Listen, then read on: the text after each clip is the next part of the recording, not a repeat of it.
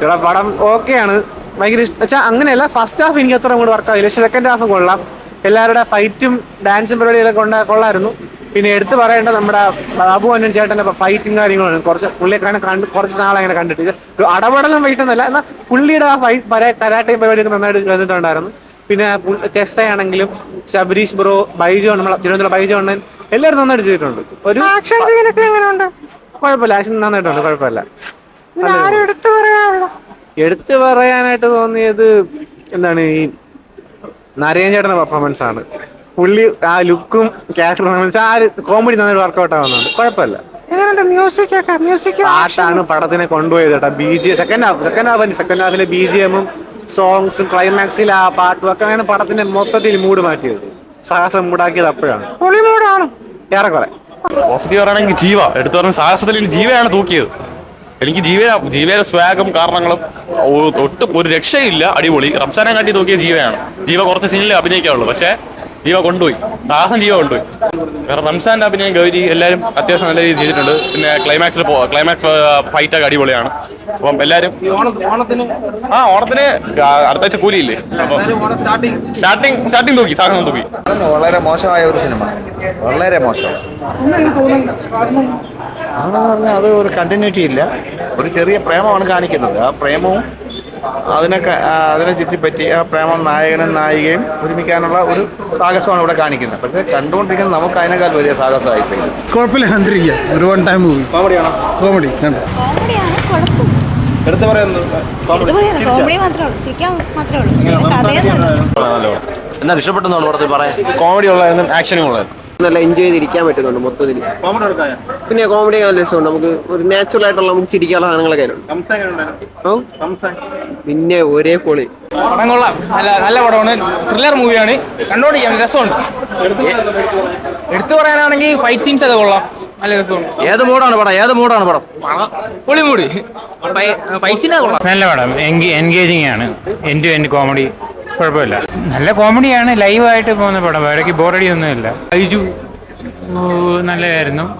പിന്നെ പുതിയൊരു പയ്യൻ ഇവരുടെ കൂടെ ഉള്ള പുള്ളി കൊള്ളായിരുന്നു, പാട്ടൊക്കെ എല്ലാം കൊള്ളായിരുന്നു, നല്ല രസമുണ്ടായിരുന്നു. എൻഗേജിങ് ആണ്, നമുക്ക് ബോറടിയില്ല, സമയം പോകുന്ന അറിയത്തില്ല.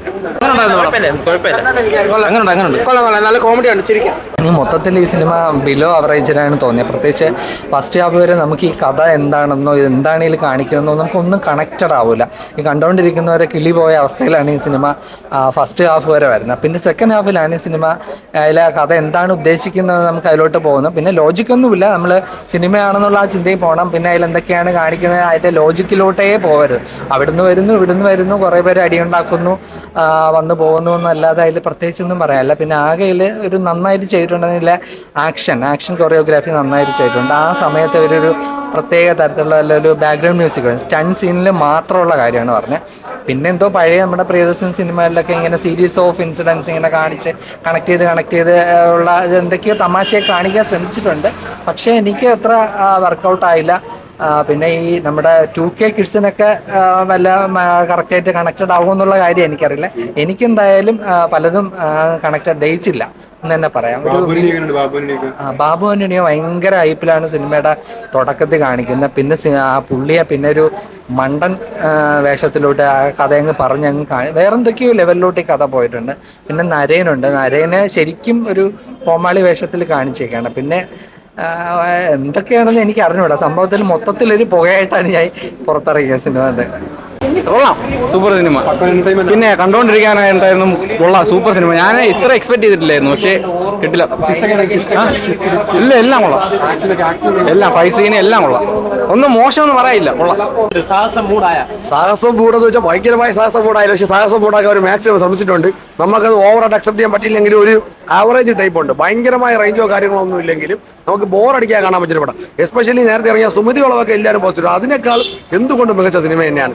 നമുക്ക് ഒരു ജസ്റ്റ് മൈൻഡ് ഫ്രീ ആയിട്ട് കാണാൻ പറ്റിയൊരു പടം, വേറെ ഒന്നുമില്ല, ഭയങ്കരമായിട്ട് പറയാൻ മാത്രം ഒന്നുമില്ല.